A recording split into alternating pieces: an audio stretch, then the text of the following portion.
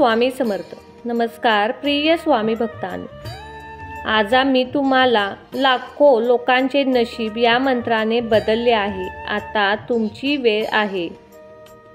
पैसे कमवण्यासाठी फक्त कष्टाची नाही तर योग्य ऊर्जेची सुद्धा गरज असते.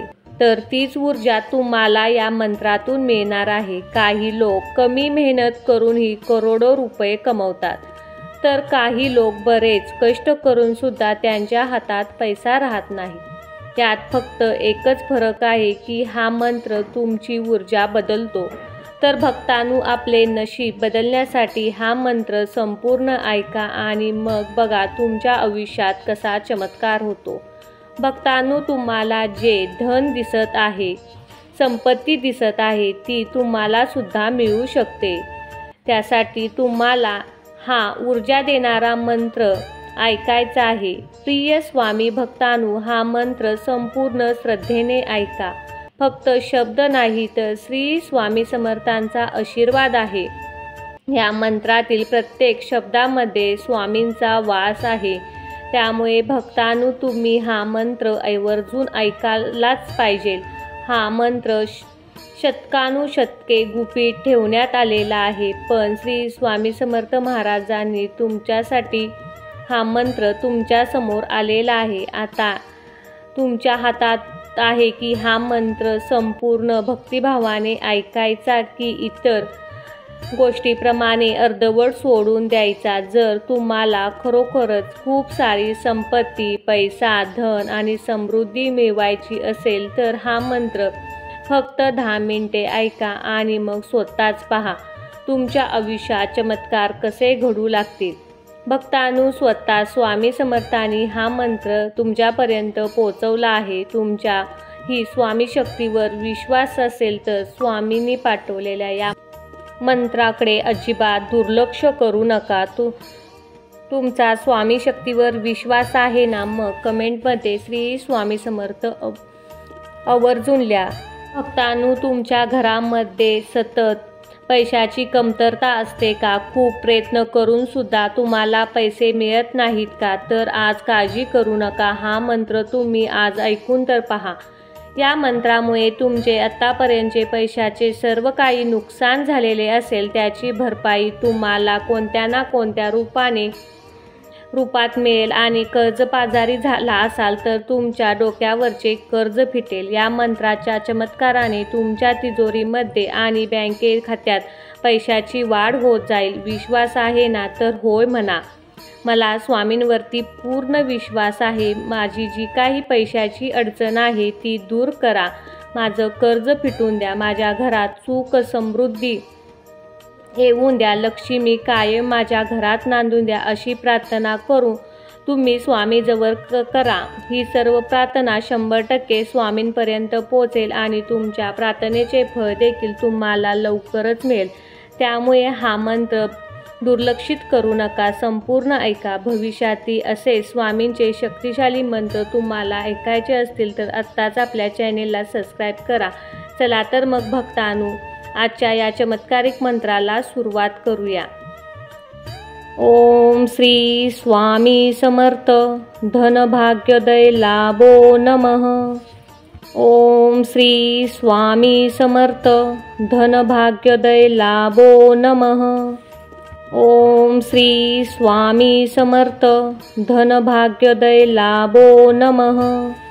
ओम श्री स्वामी समर्थ धन भाग्योदय लाभो नमः. ओम श्री स्वामी समर्थ धन भाग्योदय लाभो नमः. ओम श्री स्वामी समर्थ धन भाग्योदय लाभो नमः. ओम श्री स्वामी समर्थ धन भाग्योदय लाभो नमः. ओम श्री स्वामी समर्थ धन भाग्योदय लाभो नमः. ओम श्री स्वामी समर्थ धन भाग्योदय लाभो नमः. ओम श्री स्वामी समर्थ धन भाग्योदय लाभो नमः. ओम श्री स्वामी समर्थ धन भाग्योदय लाभो नमः. ओम श्री स्वामी समर्थ धनभाग्योदय लाभो नमः। ओम श्री स्वामी समर्थ धनभाग्योदय लाभो नमः। ओम श्री स्वामी समर्थ धनभाग्योदय लाभो नमः। ओम श्री स्वामी समर्थ धनभाग्योदय लाभो नमः। ओम श्री स्वामी समर्थ धनभाग्योदय लाभो नमः। ओम श्री स्वामी समर्थ धनभाग्योदय लाभो नमः। ओम श्री स्वामी समर्थ धनभाग्योदय लाभो नमः। ओम श्री स्वामी समर्थ धनभाग्योदय लाभो नमः। ओम श्री स्वामी समर्थ धनभाग्योदय लाभो नमः। ओम श्री स्वामी समर्थ धनभाग्योदय लाभो नमः। ओम श्री स्वामी समर्थ धनभाग्योदय लाभो नमः। ओम श्री स्वामी समर्थ धनभाग्योदय लाभो नमः। ओम श्री स्वामी समर्थ धनभाग्योदय लाभो नमः। ओम श्री स्वामी समर्थ धनभाग्योदय लाभो नमः। ओम श्री स्वामी समर्थ धनभाग्योदय लाभो नमः। ओम श्री स्वामी समर्थ धनभाग्योदय लाभो नमः। ओम श्री स्वामी समर्थ धनभाग्योदय लाभो नमः। ओम श्री स्वामी समर्थ धनभाग्योदय लाभो नमः। ओम श्री स्वामी समर्थ धनभाग्योदय लाभो नमः। ओम श्री स्वामी समर्थ धनभाग्योदय लाभो नमः। ओम श्री स्वामी समर्थ धनभाग्योदय लाभो नमः। ओम श्री स्वामी समर्थ धनभाग्योदय लाभो नमः। ओम श्री स्वामी समर्थ धनभाग्योदय लाभो नमः। ओम श्री स्वामी समर्थ धनभाग्योदय लाभो नमः। ओम श्री स्वामी समर्थ धनभाग्योदय लाभो नमः। ओम श्री स्वामी समर्थ धनभाग्योदय लाभो नमः। ओम श्री स्वामी समर्थ धनभाग्योदय लाभो नमः।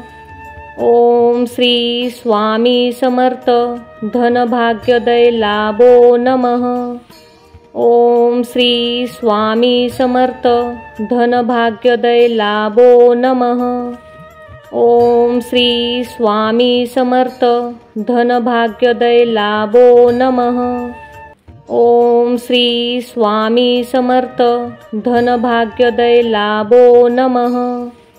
ओम श्री स्वामी समर्थ धनभाग्योदय लाभो नमः। ओम श्री स्वामी समर्थ धनभाग्योदय लाभो नमः।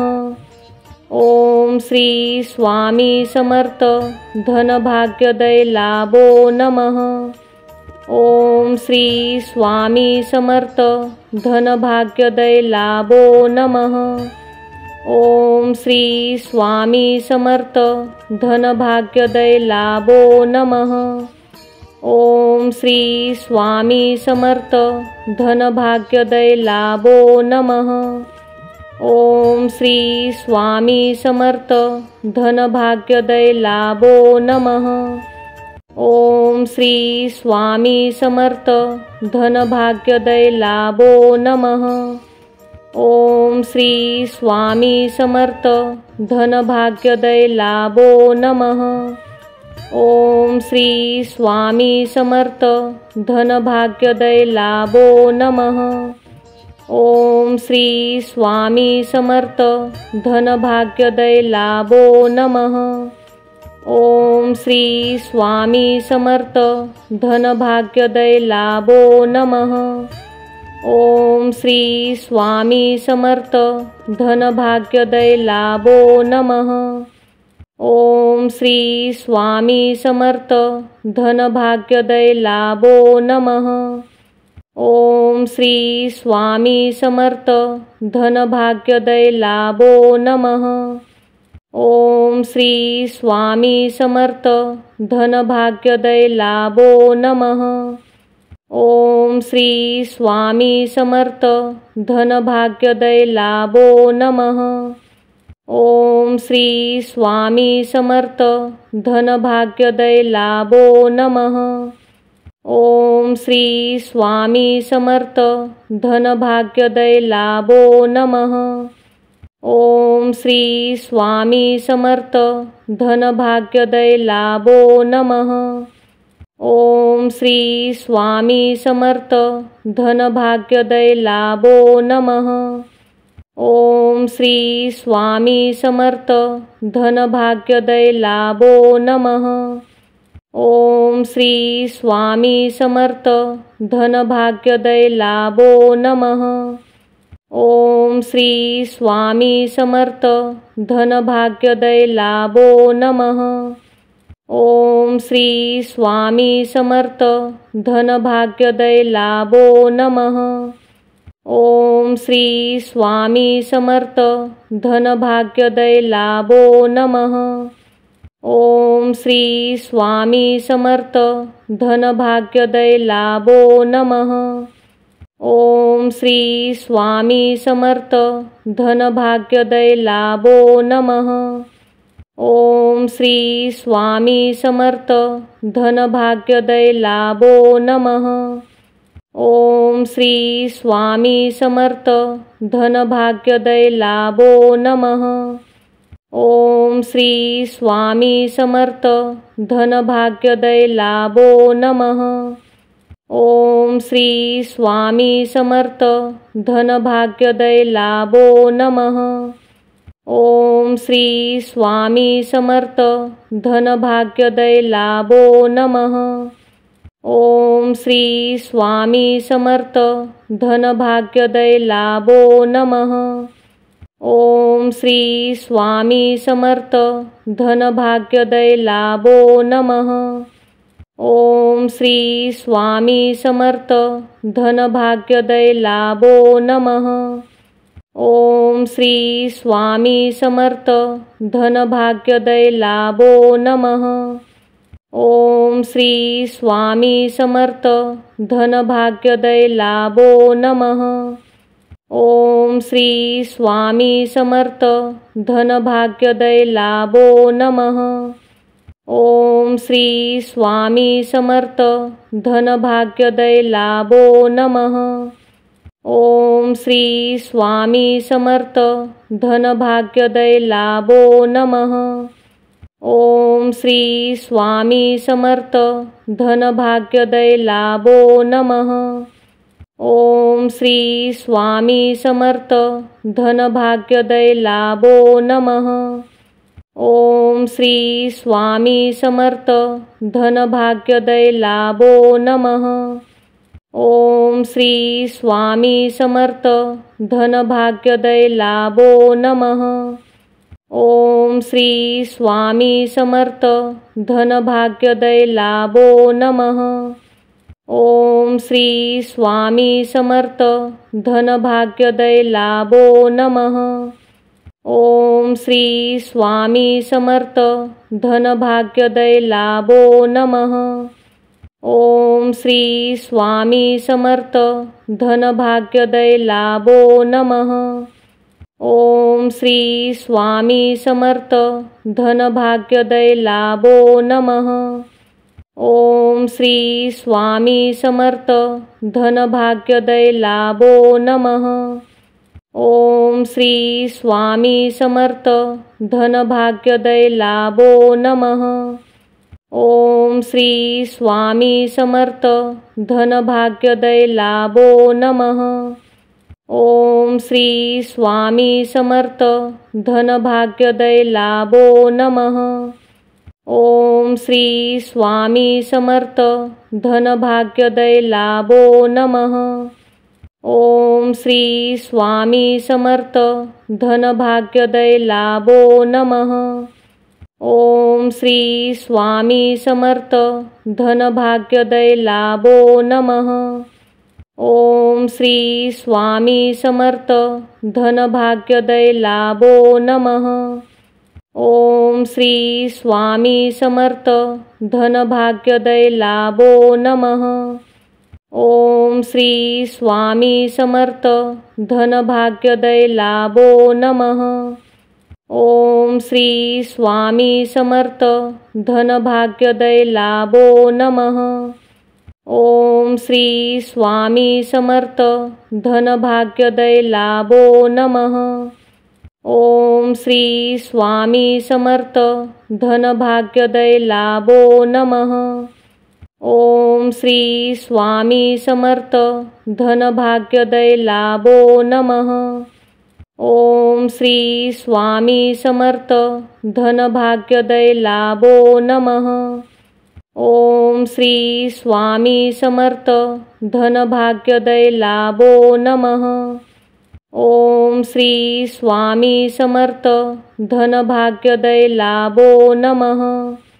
ओम श्री स्वामी समर्थ धनभाग्योदय लाभो नमः। ओम श्री स्वामी समर्थ धनभाग्योदय लाभो नमः। ओम श्री स्वामी समर्थ धनभाग्योदय लाभो नमः। ओम श्री स्वामी समर्थ धनभाग्योदय लाभो नमः। ओम श्री स्वामी समर्थ धनभाग्योदय लाभो नमः। ओम श्री स्वामी समर्थ धनभाग्योदय लाभो नमः। ओम श्री स्वामी समर्थ धनभाग्योदय लाभो नमः। ओम श्री स्वामी समर्थ धनभाग्योदय लाभो नमः। ओम श्री स्वामी समर्थ धनभाग्योदय लाभो नमः।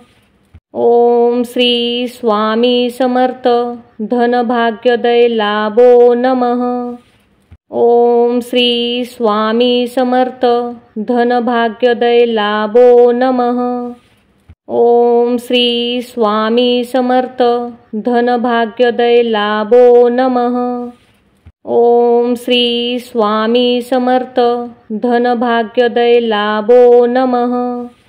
ओम श्री स्वामी समर्थ धनभाग्योदय लाभो नमः। ओम श्री स्वामी समर्थ धनभाग्योदय लाभो नमः।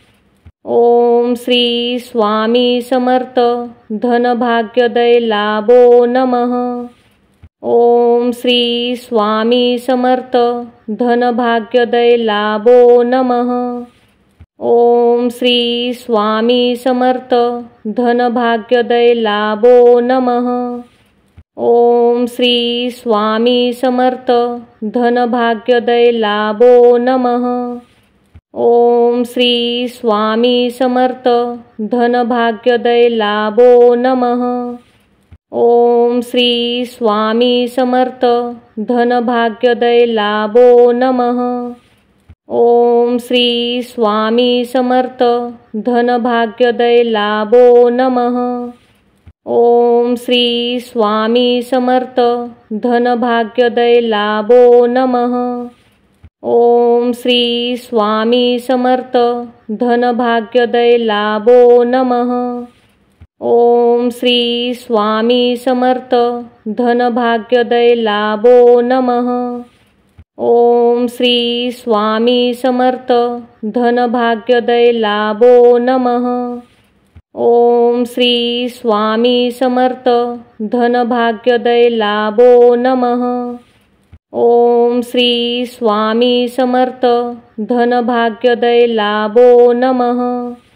ओम श्री स्वामी समर्थ धनभाग्योदय लाभो नमः। ओम श्री स्वामी समर्थ धनभाग्योदय लाभो नमः। ओम श्री स्वामी समर्थ धनभाग्योदय लाभो नमः। ओम श्री स्वामी समर्थ धनभाग्योदय लाभो नमः। ओम श्री स्वामी समर्थ धनभाग्योदय लाभो नमः। ओम श्री स्वामी समर्थ धनभाग्योदय लाभो नमः।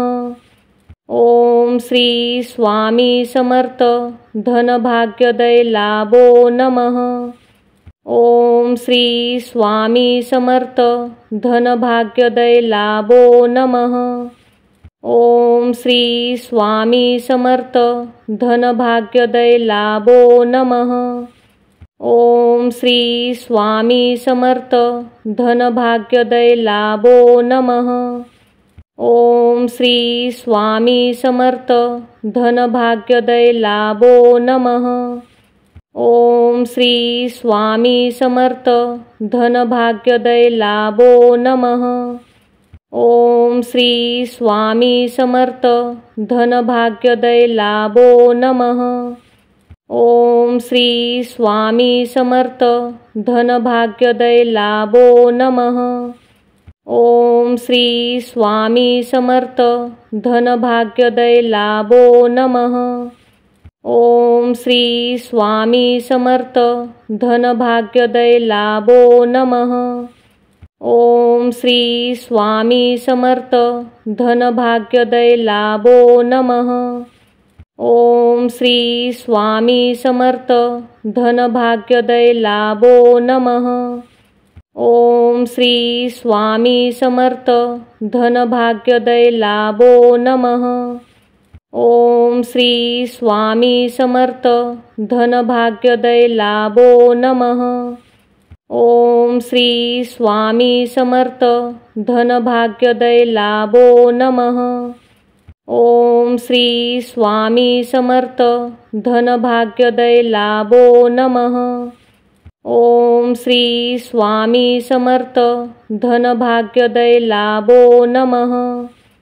ओम श्री स्वामी समर्थ धनभाग्योदय लाभो नमः। ओम श्री स्वामी समर्थ धनभाग्योदय लाभो नमः। ओम श्री स्वामी समर्थ धनभाग्योदय लाभो नमः। ओम श्री स्वामी समर्थ धनभाग्योदय लाभो नमः। ओम श्री स्वामी समर्थ धनभाग्योदय लाभो नमः।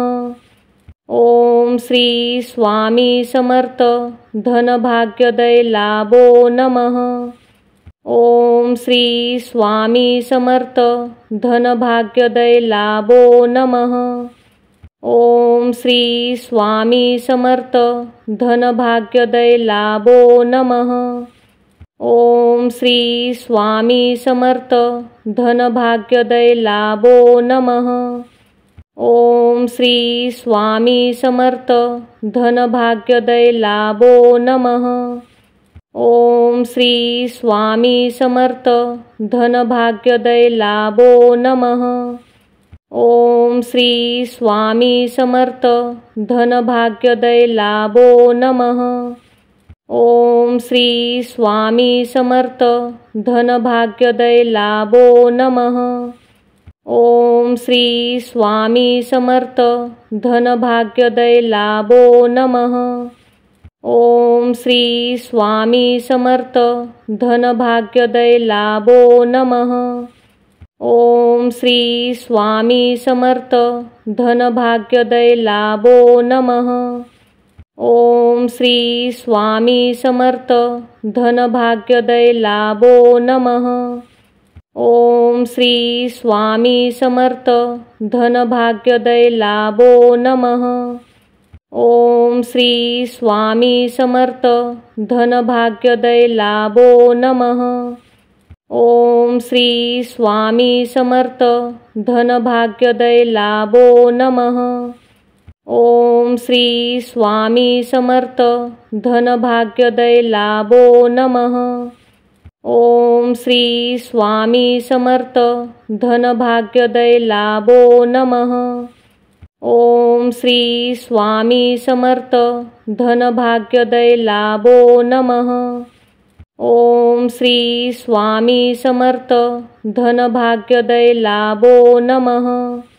ओम श्री स्वामी समर्थ धनभाग्योदय लाभो नमः। ओम श्री स्वामी समर्थ धनभाग्योदय लाभो नमः। ओम श्री स्वामी समर्थ धनभाग्योदय लाभो नमः। ओम श्री स्वामी समर्थ धनभाग्योदय लाभो नमः। ओम श्री स्वामी समर्थ धनभाग्योदय लाभो नमः।